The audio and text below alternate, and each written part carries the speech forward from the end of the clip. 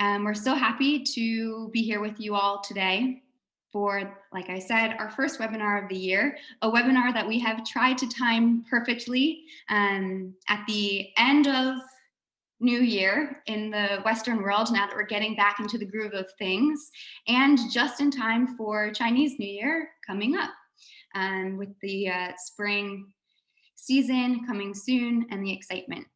So today we are going to demystify social media marketing in China, specifically for you all here, our luxury brands. And like I mentioned, we have a special guest for you, and I will introduce Alex in just a moment. But as this is our first webinar of the year, we have a few updates on our end. First, of course, last year was a hectic year, and marketers had to be resourceful, agile. They had to learn to pivot, all while keeping intact the brand. Brand with a capital B. It is, of course, most of your job functions to really build that brand, and you have worked hard to cultivate it during all of your marketing efforts. But new brands emerge very quickly, and the formulas for success that we used in the past won't work as consumer habits are changing. And today we're going to explore a little bit about how formulas that we think might work well in the West need to be considered in a different way, and we'll see a little bit of the lens that we need to utilize when we're thinking about the Chinese market. But here's the good news. Social media marketing, this is the most dynamic tool in the toolbox for marketers because of its flexibility and its immediate access. And indeed, it does have a huge impact on brand building. And of course, that's where Social Bakers comes in. So for any new users or newbies who don't know Social Bakers, we are a social media marketing platform. We really help marketers to understand the right content to build a strong brand. And many of you are familiar already with some of our tools, from automatically labeling your content to understanding and measuring sentiment and post performance within Social Bakers. And all of this adds up to building a brand, or in reality, an identity. But one big announcement for you guys before we jump into today's content is that it's great to have a strong brand, and you can have the best brand, but if your customer service isn't quite there, it's going to fall flat on that second part of the consumer journey. And at the end of 2020, Social Bakers was acquired by an awesome powerhouse in the customer experience realm with over 25 plus years experience. We're super excited to team up with Astute, and we will build on this momentum. So stay tuned for what we have to offer for the full 360 customer engagement. There's a lot happening in 2021. If you have any questions or social care interests you, let's talk. And now let's bring it back to brand building. We're here today with our partner, Keiwo. We've been partners for a number of years now, and the purpose of this partnership is to help teams in the West better understand metrics in the Chinese ecosystem from all of the different networks. And yes, they are quite different. Alex will get into that, so that luxury brands can really capitalize on the Chinese market. So we'll dive into different considerations that marketing teams should have. Alex has a ton of great data for us, but just one housekeeping tip, and then we'll dive in. So the chat is open and available. We'll also leave plenty of room for question and answer at the end. Alex is super eager to hear your questions, and there is no silly question. Right now, we have just learned through this poll that there's a whole gambit of users here that are familiar and not so familiar with the Chinese market. So hi, I'm Nicole. I'm a solutions consultant here at Social Bakers, and that's about all you'll be hearing from me today, because Alex, I'm going to let you introduce yourself and Keiwo a little bit. I will just leave it with, there is no one else that I would turn to for any sort of question about marketing in China. It's clear that it's a passion of Alex's. He's done a number of talks with Social Bakers, and we are very pleased, Alex, that you're joining us here specifically for our regional luxury brands. So I'm going to open it up to you to say hello before we get into the agenda. Hi, Nicole. Thank you for that very gracious and I'm sure much undeserved introduction. I was just thinking it's almost a year since I was in your office in Prague, and it's been fantastic working with Social Bakers. We love the energy of your company, and you're very much one of the companies that we have modeled our business after here in China. I'm guessing you wanted me to take over and share my screen now, right? Yes, if you'd like. Okay, so I will just jump in, take over. Great. So just to give a quick introduction to me while I'm just setting up screen sharing here, I've been in China for 14 years. I am originally from England, as probably many of you can tell from my accent. I studied zoology at university, which, as you can imagine, qualified me for almost nothing, which is how I found my way into the marketing industry. I came to China just sort of looking for an adventure, and about 7 or 8 years ago, I joined with another co-founder to found Kwo. Social media in China has really evolved into a completely different world, as we're going to get into in a moment. And yeah, so I'm excited to share this with you today. And also, I apologize for anybody if any of the content is quite basic, but please just drop in the chat if you want us to speed it up, slow down, and please make this the webinar that you're looking for. So on today's agenda, we're going to cover a little bit about what you need to know about China. I think it's quite often easy to think about China as just another country or just another geography, but it is a country that has been on an incredible journey. In the last 14 years I've been here, it's been truly transformed. The next thing we're going to look at is Wechat, which is a social platform like no other. We're going to look at kind of an objective analysis of the performance of luxury accounts on Wechat. And then we'll get into some more subjective points that we've picked up on. We're going to be covering this in quite a quick pace today, so please try to stay with us. So to start on, first, what you need to understand about China. It's really hard for me, having been in China for 14 years, sometimes to know what it is. Like, I almost am less familiar with the West, Facebook, Twitter, Instagram, etc., than I am with China. So here is what I think is important to know about China. Just to start on this slide, so these next few slides are coming from a report we released last year, which was, we called it the Ultimate Introduction to the Digital Landscape in China. And it was 158 slides, which is designed for anybody who is familiar with social media marketing in the West, to really introduce them to the whole landscape here. We started with the first section, which was about the Chinese demographics. And I love this visual from The Economist back in 2011. The numbers have probably changed, but it just gives you an idea here, comparing all of these different countries and their GDP to individual provinces in China. Thinking of China as one country and one market is, I would say, one of the biggest misconceptions we come across. My slides are not changing. I'm hoping everybody, it seems that we're a little bit behind. Nicole, are you able to see my slides changing? Are we on slide 4 now? I've got the introductory slide on my end. Okay, let me just try tweaking my internet quickly. Turn off my VPN and see if this helps us at all. Okay, that seems to have helped. So thanks for chiming in. Okay, can everybody? Are you able to see my screen now? Are we back? We're on diversity of China. Yep. Yeah. Okay. So the diversity of China. So this graphic from The Economist, which you can now see, shows the Chinese provinces compared to the GDP of different countries.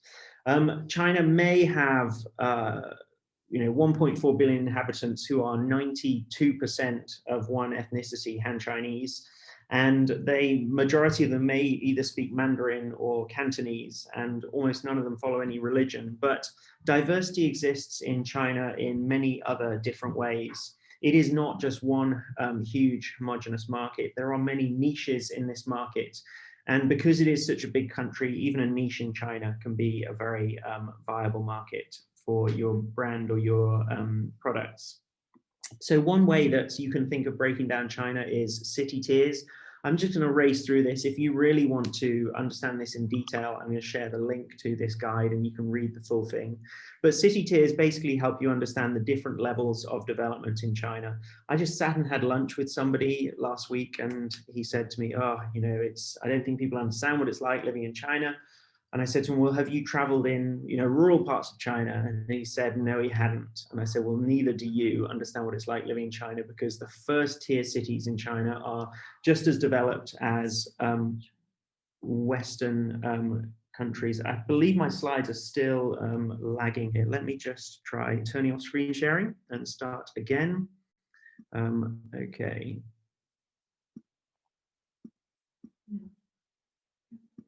Okay, so can everybody see my screen now? We're back up on city tiers now. Sorry about this, these technical issues. Okay, city tiers.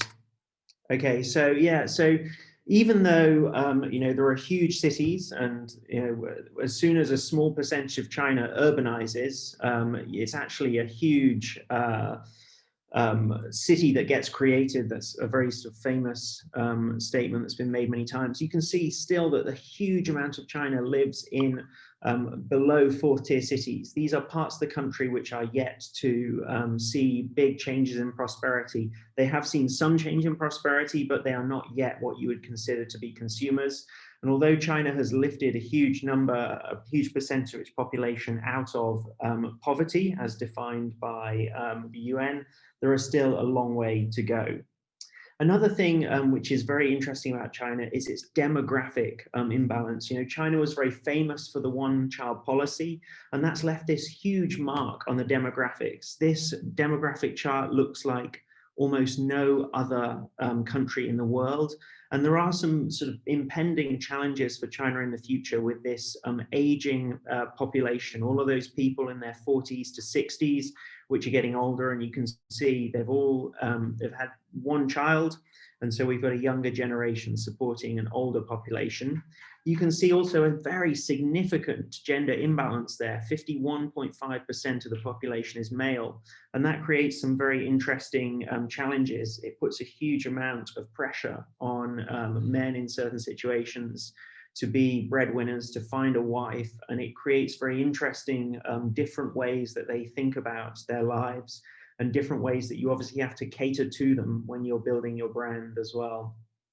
Just to give you a sense of the growth of China in the last 40 years, I find this really incredible to imagine. I'm not yet 40, but it's kind of in a period of time which I can sort of conceptualize. So when China first started opening its economic reforms was in 1978. And then the first KFC, the first major Western brand to open in China, was in 87. You can see that the government introduced the concept of a weekend in 1995.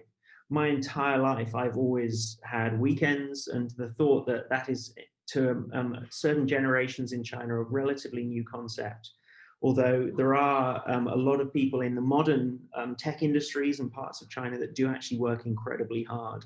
There's been recently a lot of controversy about some of these fast-growing tech companies making their staff work 6 or even 7 days a week. The first Starbucks opened in Beijing in 1999. And what is truly incredible is that China had, by 2019, had opened 4,300 stores. That's almost, I think that's like it's 4 a week or something like that. It's some incredible rate of growth. So you can see, just imagine China has gone from having no coffee culture at all to now coffee shops, you know, in many in top tier cities, they're everywhere, and in lower tier cities, they're gradually appearing as well. I'm going to skip through, but most people will remember the Beijing Olympics. China set a new standard for what an Olympics could be. China became the second largest economy, and we're looking towards the point when it becomes the world's largest economy.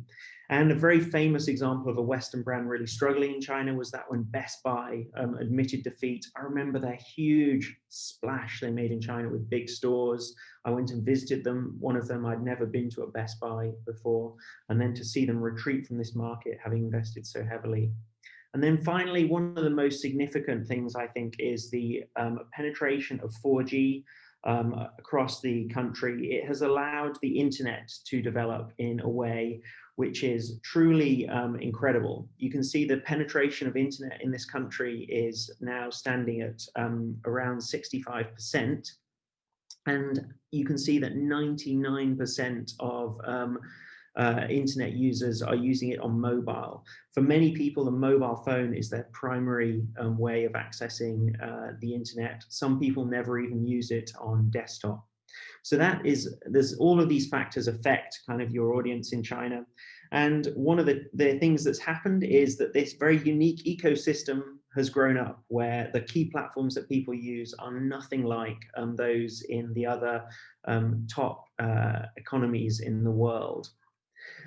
But people are here, I would say, potentially more addicted to technology. There is definitely far less awareness of maybe the slight downsides to addiction to social media and technology here. So everywhere you go in China, people are on their phones, in the metro, in hotels, in restaurants, on the street. People are on their phones all the time, incredibly addicted. And a huge amount of that time is also spent on social media. So as I said, if you haven't read this guide, please do go download it. You can find it at keiwo.com/China guide, and we'd love to answer any questions you have.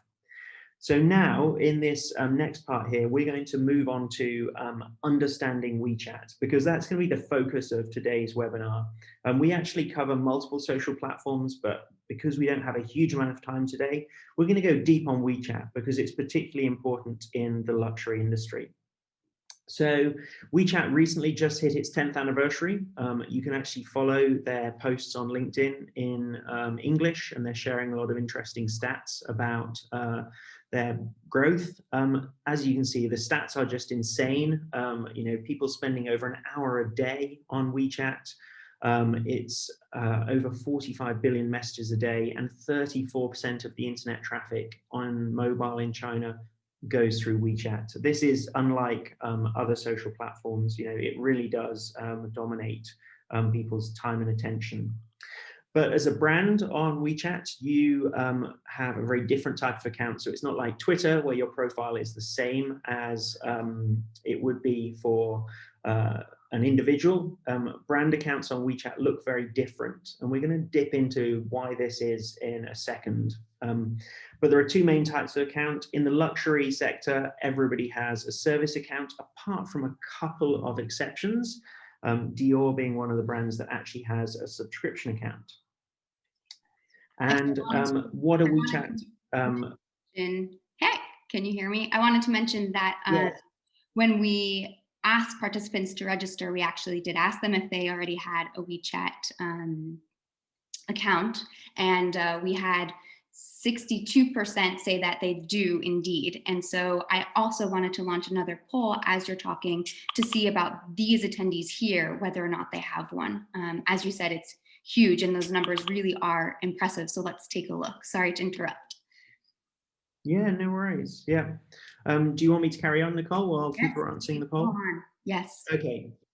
So here, looking at the WeChat account. So it's really hard to describe what WeChat is like in terms of social media. You receive articles pushed to you in what looks like a chat interface, and an article is more like a mini web page. It can be quite basically formatted, just text and images, or it can be incredibly richly formatted, and we're going to cover this a little bit later. So this is an example here of where your account lives, and this is really important context to see. So you can see there is my friend list from just kind of a short while ago, and you can see that the Keiwo official WeChat account there lives next to our internal group chat, lives right next to my friends, my dad, my sister, and other people. And so when you are a brand in WeChat, you are taking up a really valuable piece of real estate in their phone. And you really have to earn and continue to earn that place in their phone. And we're going to cover the challenges of this in a short while. Wechat Articles, as we said, they're web pages. They get pushed, well, they're a special type of web pages with very heavy restrictions, and they get pushed to the user as little cards like this, where you can have multiple articles. You can have as few as 1 and as many as 8. And then finally, the types of engagement that you can see at the bottom. So you can see the number of reads that an article has. You can see how many likes it has and how many wows it has. These are public pieces of information. In a sec, we're going to cover a few more of the stats and get everybody comfortable with that. As well as WeChat official accounts, there's also mini programs. People might be quite familiar with these. They're an innovation which is actually starting to be looked at more in the West. They're one of the best things WeChat has ever invented. They are instant little tiny apps that can be launched from so many different places inside WeChat. They allow you to complete tiny actions very quickly without having to go to an app store, search for an app, install it. You can literally just click, it loads in a couple of seconds on a 4G connection. You can complete that action, whether or not it's checking your loyalty points, buying a product, registering on something, opening a share bike, or many other actions can be complete inside mini programs. They're a fantastic opportunity for brands, but they are also, they do require quite a bit of investment. So just to understand why WeChat's a challenging place for brands, this is one of the insights that I find most relevant here. If you look at the business model of Facebook, it is 99% advertising. Weibo is quite similar at around 87%. WeChat there, it is their parent company Tencent. They don't break out the revenue for WeChat itself, but you can see that it is their third biggest source of revenue comes from advertising, and not all of that is coming from WeChat. Tencent really is nowhere near as dependent on the money from advertisers and brands. And this really has quite heavily affected the way that they have created their ecosystem.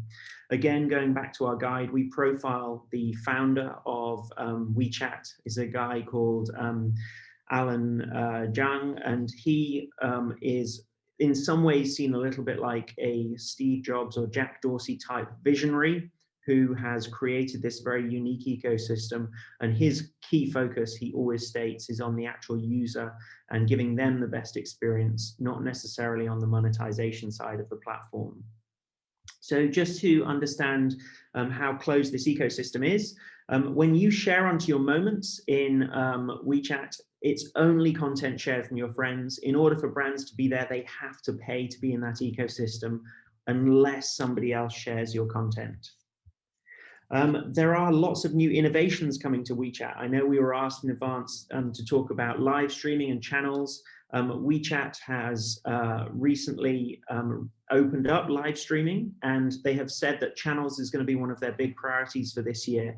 This is part of them feeling threatened by Douyin or TikTok, as you will know it, and it presents huge opportunities for brands. They're currently not very well integrated to the rest of the ecosystem, but WeChat has a really strong track record of gradually iterating and improving.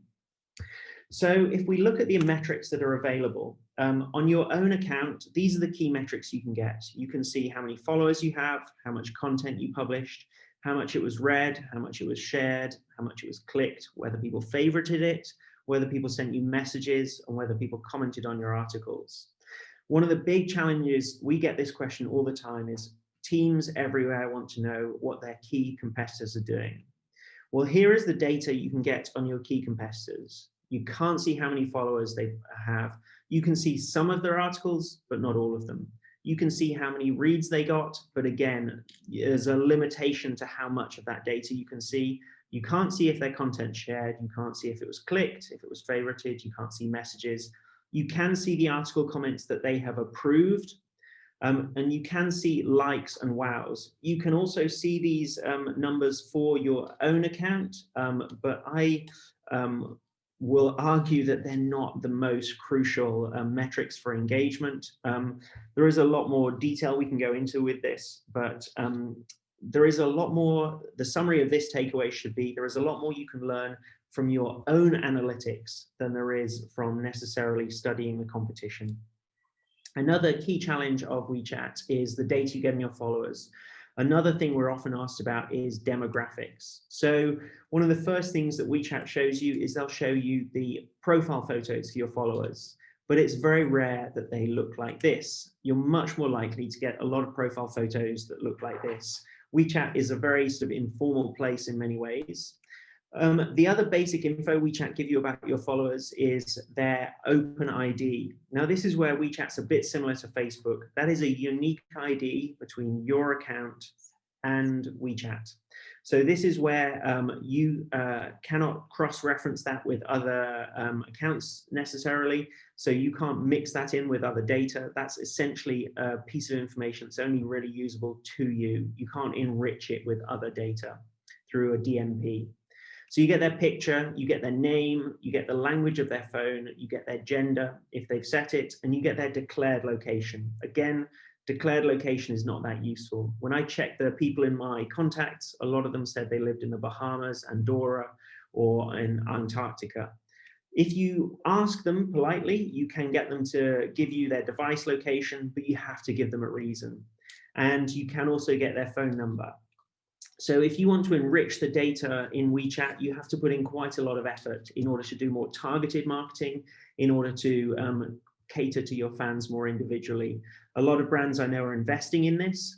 One of the big challenges we see is that a lot of the teams in marketing organizations in China don't understand the complexity and the nuance of this. So if you're going to be putting investment into one of these projects, it's really key to make sure you have the ability to actually utilize that investment. Okay, so we're going to go into some of the analysis here. I'm going to be covering the stats, and then I'm going to pass over to my colleague Chris, who's going to give you some insights on content.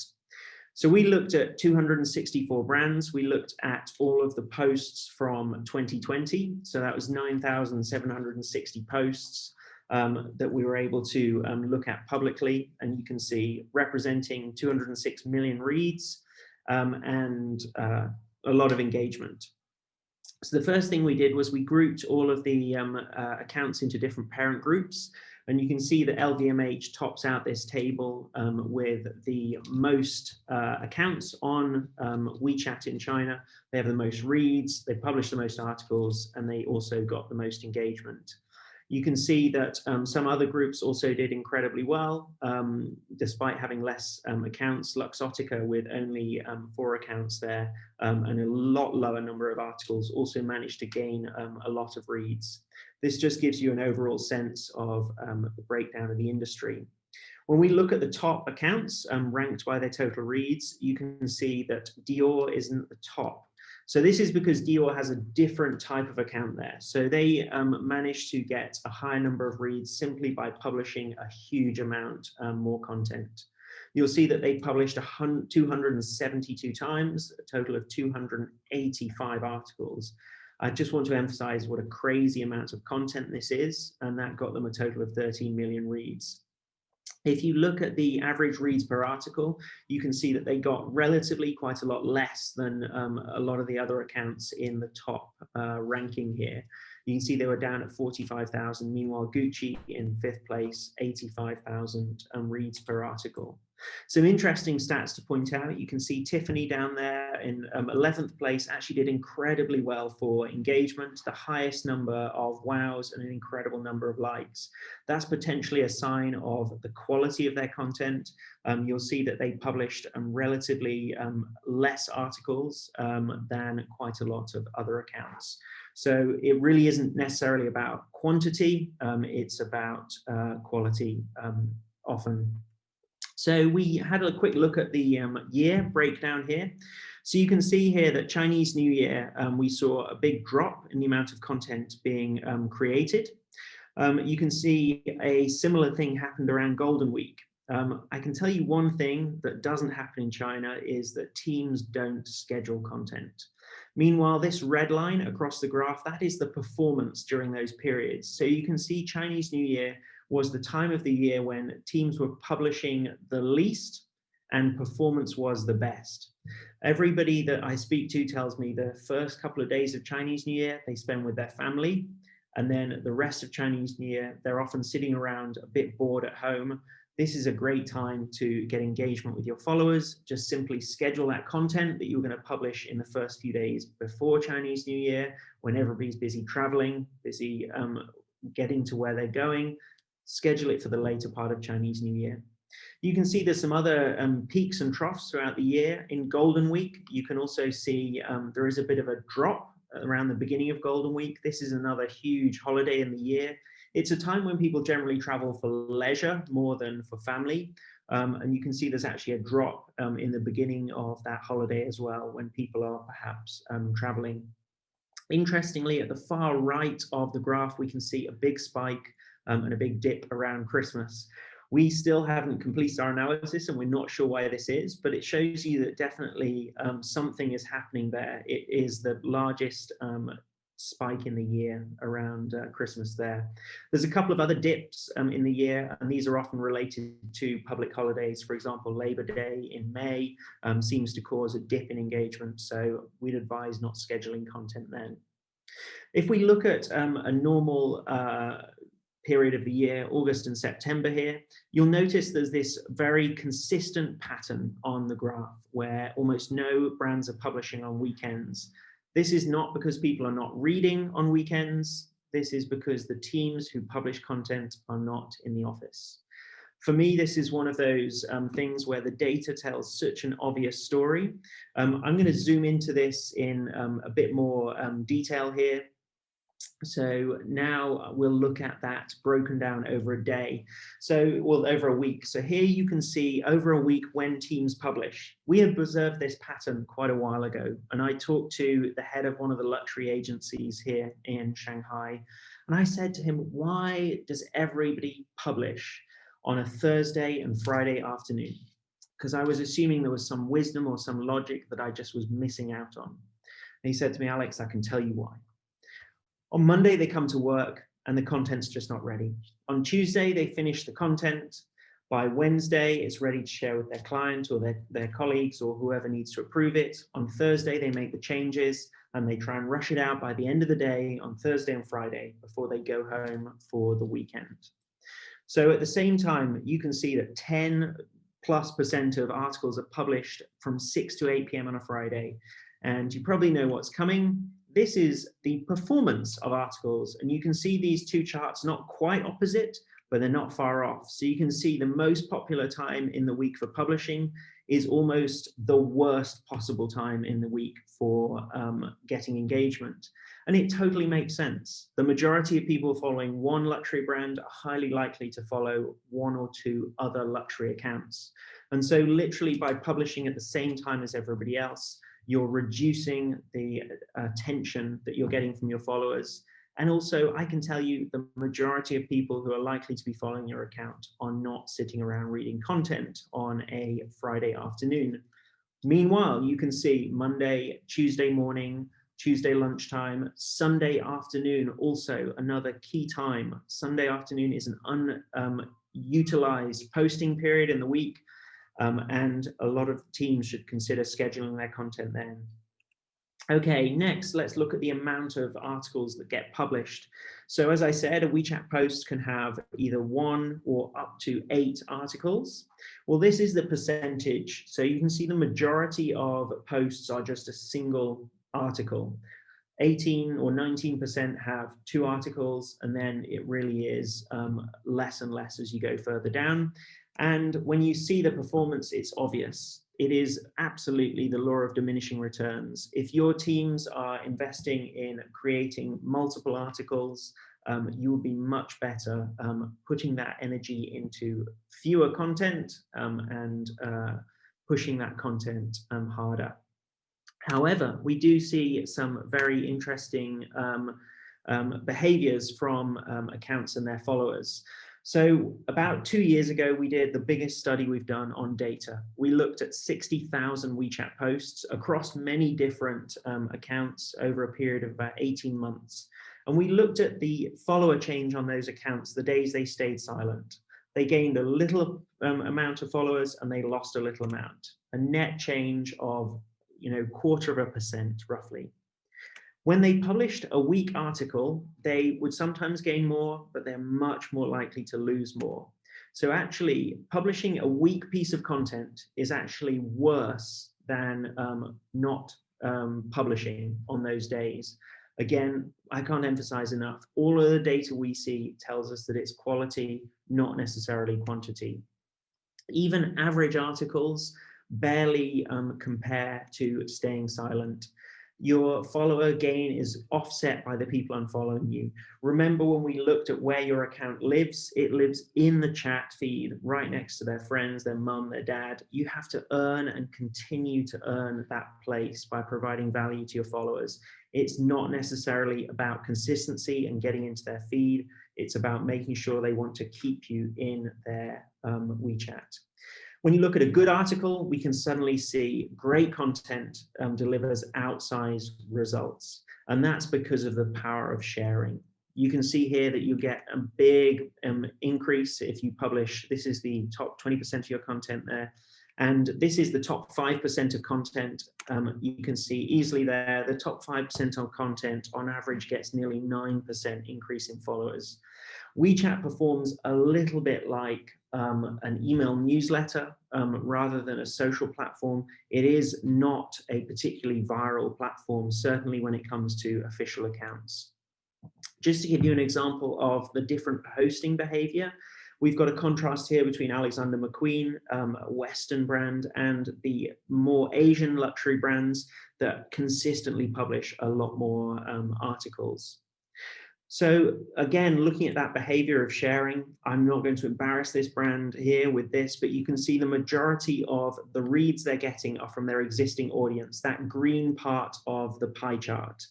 Meanwhile, if you look at a piece of content we created where we actually studied this data, you can see that very few, only 10% of our reads came from people receiving that from our existing followers.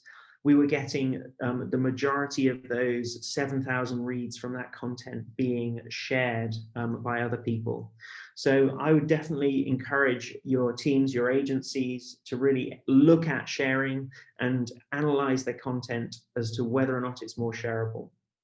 And this is something that we're able to provide data on. So I'm now going to pass over to Chris, who is going to take us through a slightly more subjective look at content. Hi, everybody. Yes, so let's go through some of the emerging trends that we've noticed analyzing the content. So anyone who has dipped their toe into China marketing has probably heard about celebrities, KOLs, aka key opinion leaders. So yeah, you can't really oversee the importance of KOLs and celebrity endorsements. So there's a lot of noise out there in Chinese social media and marketing. So this is a really great way to kind of like stand out among the noise. We took some of the best performing articles among these like 12,000 plus articles that we had and kind of lined them up based on how many wows they got. And well, surprise, all of them feature celebrities. So we have Jackson Wang, we have Timmy Su and Jackson Yi, also known as the little young or fresh young meat, little young meat.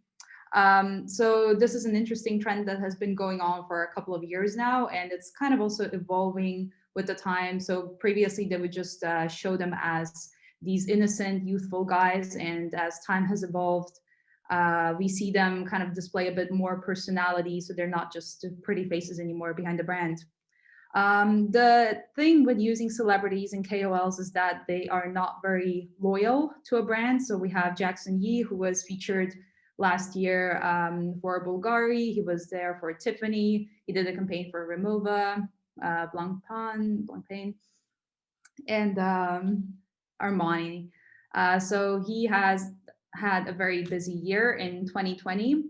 Another thing is that with celebrities. They are not loyal to you if you're in a crisis as a brand.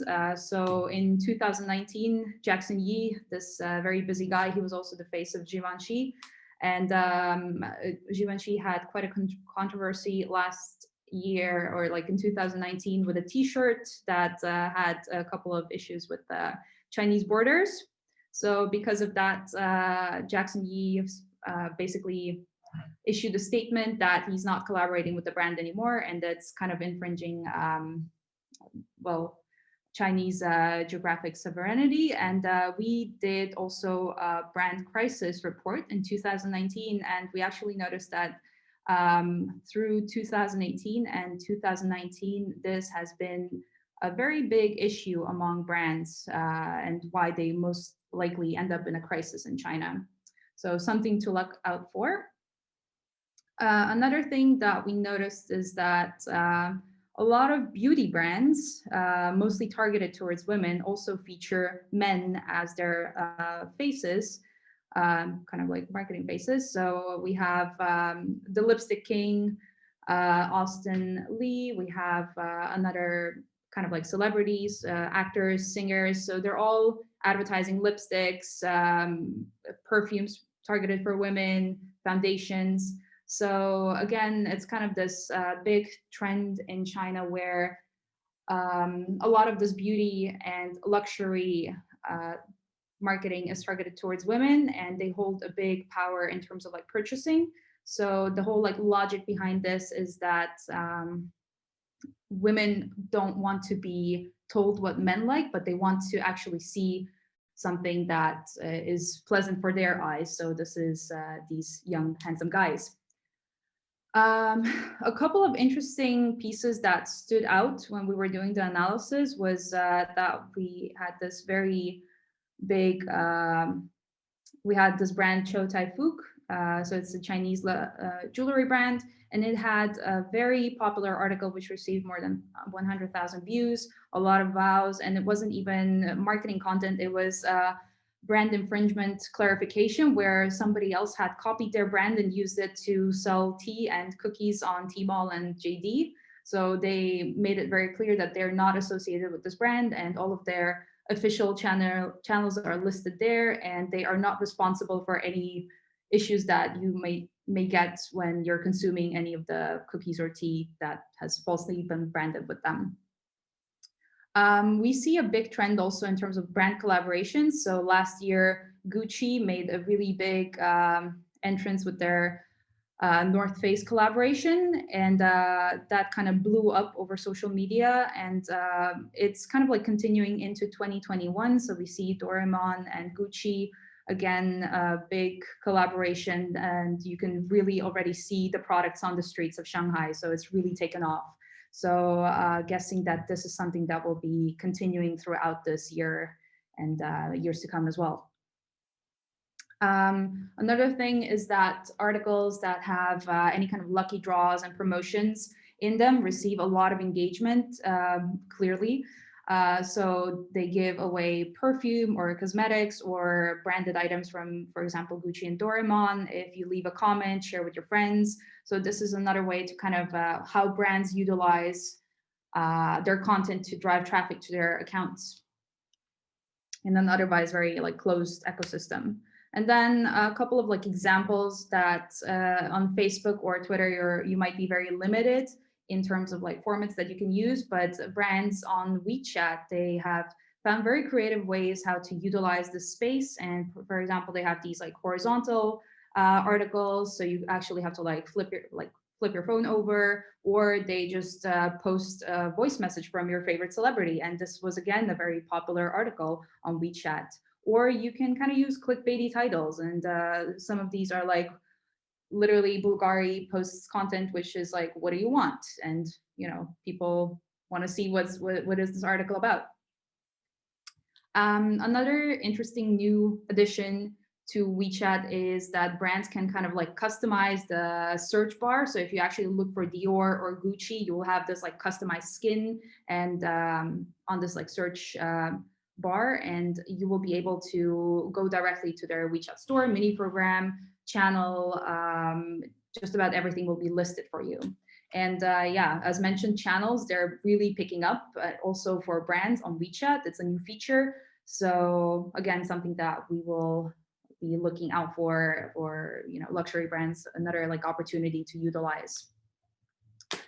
Yeah, so as mentioned, if you enjoyed this webinar, this is actually a part of a much bigger, bolder, fatter luxury brand report. Yeah, so we're not going to actually be giving away the slides from this webinar because we have something much bigger in the pipeline, and so we want you to wait for that. But if you do want to get that content, we will be sharing it out on our WeChat account. If you want to follow us on WeChat, it'll also be on LinkedIn, and I'm sure if Nicole has your email address, she can send it out as well. Just finally, to introduce Kewo, we've talked a lot about WeChat, but I just want to cover how we can actually help. We've been around for quite a few years. We work with a very wide range of brands across many different industries, the majority of them in the West. We have a solution that's very similar to Social Bakers. We help you manage multiple accounts. We help you with strategy and planning, and we help you with, most crucially, reporting and ROI. So in terms of what that looks like, we give you a single high-level dashboard that lets you see all of your social media in one place, in English or in Chinese, anywhere in the world, 24/7, 365. We talk to a lot of brands in Europe and they don't have access to this data. Well, with our platform, you can see it anytime. You can also see the content. You can also schedule content, approve, and see what's going on. We give you full detailed dashboards, and you can click into all of these tiles and understand your data.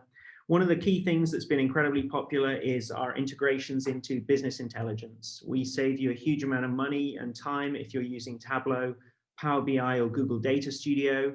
We connect to your profiles here in China. We handle the chaos of the Chinese internet, and I can tell you, we wish we didn't have to. And then we provide you with a nice, clean, simple data feed that you can pull into your business intelligence solution anywhere in the world. I can give you more details on this, but basically, if you're looking at bringing your data in from China into your solutions overseas, you probably would be a bit crazy if you tried to connect directly. Be much better to let us help you with that. If you have any questions at all, you can connect with us. You can also talk to your rep at Social Bakers, who will be very familiar with our solution and can also introduce it to you as well. Thank you very much. It's been a pleasure chatting today. And I know Nicole keeps private messaging us and telling me to shut up so we can do Q&A. So we will now switch off the slides, stop sharing our screen, and move to Q&A. Awesome. Yes, indeed. I wanted to make sure to leave plenty of time for everyone to ask a few questions directly while we have you here, Alex. So let's open up the floor, and I'll take a look now in Q&A and see if we've got anything. We do have 2 questions that came in and Chris was able to answer, but I think it'd be great if we can share it with everyone out loud. Alex, can you see them, or would you like me to read them out loud? Yeah, so somebody asked whether or not fashion influencers prefer a specific social network. No, they do not. They're on all of them. There are some that are more focused on certain networks, but yeah, influencers are everywhere. I actually think that I think we are probably at peak influencer here in China. It really can't get any bigger than it is right now. There is a danger in China with relying too much on influencers. You actually end up putting your brand more in the hands of the influencer than building an association with your brand itself. As Chris showed with some of this content, people are just literally taking whoever offers them the most money. The fans are maybe more familiar and more loyal to that influencer than they are to your brand. So although you are getting reach, there is not necessarily any longevity to it. So it's tough building a brand in China. I mean, I can talk for an hour. If you've not seen my Social Bakers Engage talk, I did cover this in a bit more detail. It's very much more a human resources challenge. Building a brand is not a skill or expertise that is that mature in this market. The majority of marketing teams we speak to here, very focused on short-term objectives, satisfying short-term KPIs, trying to spend $1 to make $1.10 in e-commerce or some other form of revenue.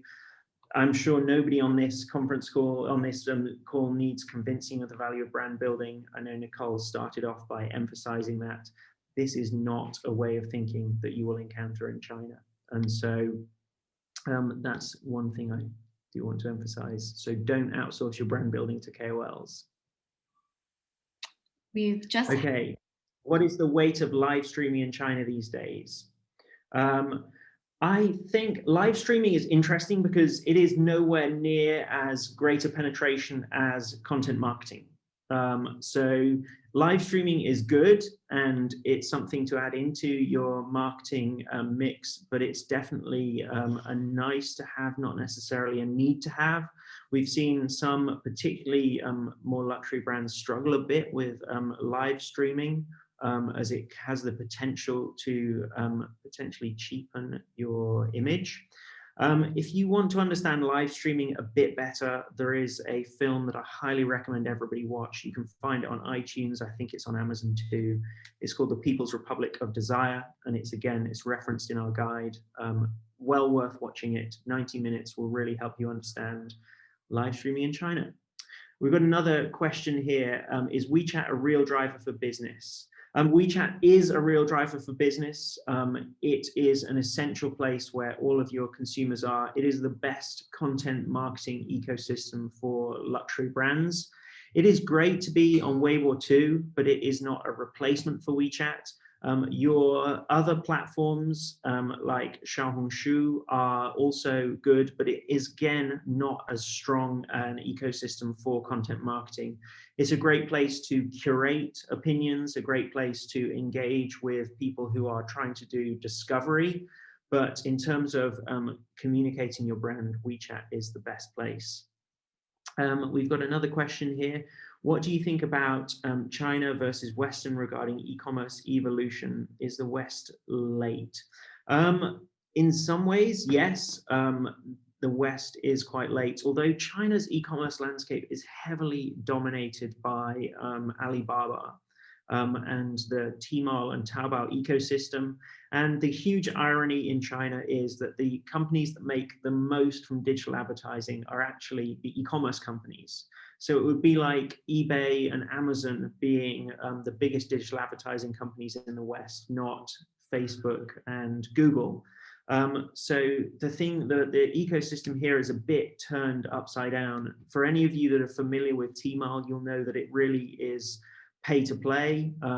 You have to spend to drive traffic, and it is a complex and competitive ecosystem. So I think actually e-commerce inside WeChat shows a huge amount of promise and potential for luxury brands. If you can get that right, it also integrates very nicely with something else called WeCom or WeChat Work, as you'll sometimes hear it called, which gives you this fantastic connection between offline and online. I can't go into it in too much detail now. If any of you want to connect directly and have a chat about it, I will happily talk about it. We are looking into how we can integrate with it and support that ecosystem as well. Somebody asked, do you cover only Chinese platforms or also Korean, Japanese platforms?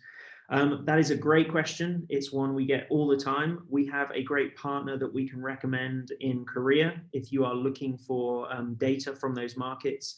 And I know they already work with quite a lot of the European luxury brands. If you want an introduction to that partner, you can reach out to Caesar at Social Bakers, or you can also connect with me, alex@kwo.com, and we can introduce you. Yes, KWO is completely focused on China. It is such a unique and huge market with so many complexities. We are not in any rush to make our lives harder by trying to do line or cacao. So we're just focused on China. We're also, Social Bakers can rest easy. We're not going to do Facebook, Twitter, or Instagram either. So we've got one other question here. My knowledge on Tmall is quite small, but I saw you can add likes on product articles. Does Tmall have a willingness to become both an e-retailer and social network? Well, again, like in our guide, we showed all of the different ways that all of these big companies compete. Yes, Alibaba and Tencent are ruthless rivals. They want to do everything that the other company is doing. WeChat has made it one of their priorities this year to try and kill Baidu when it comes to search, and it looks like they're making a good attempt at it. I think one of the things that Alibaba has shown is that they're very bad at social. So no, other than product reviews, there is not really much of a social component there. Probably the best social platform is Xiaohongshu, or Little Red Book, or Red as it's simply called. Although I think Red is going through an interesting time right now. It really is an incredibly popular place. A lot of brands are rushing in there, a lot of influencers there, and that generally causes bit of a challenge in that market as it becomes a red ocean.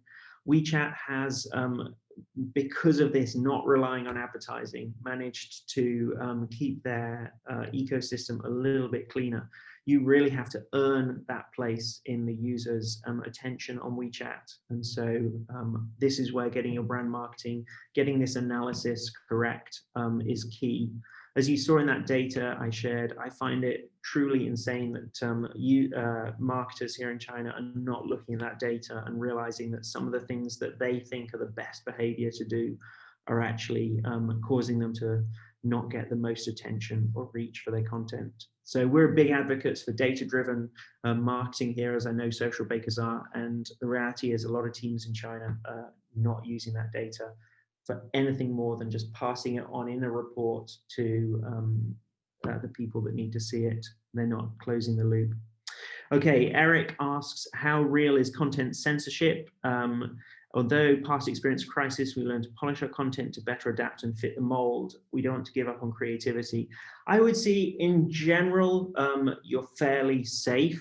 When we did our analysis, I will admit that it is luxury brands that suffer the greatest backlash from censorship.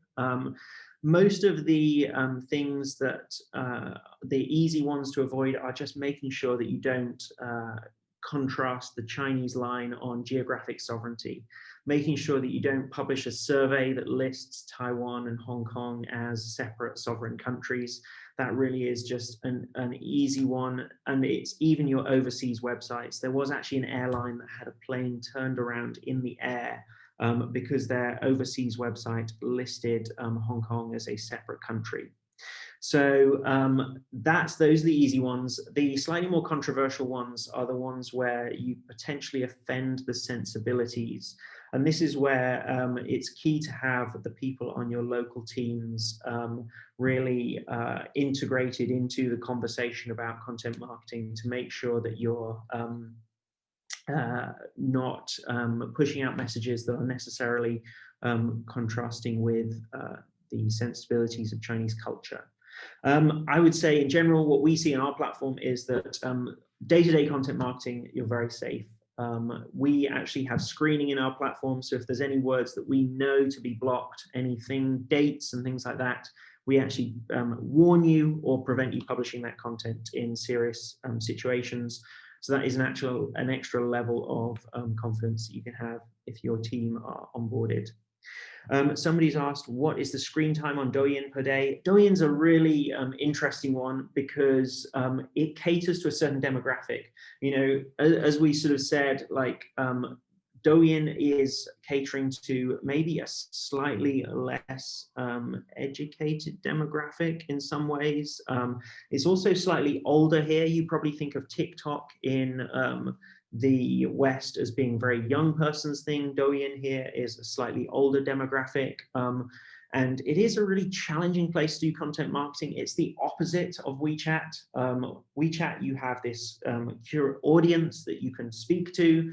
Douyin, every piece of content has to be in some way going viral for you to have any kind of reach. Having followers on Douyin means almost nothing.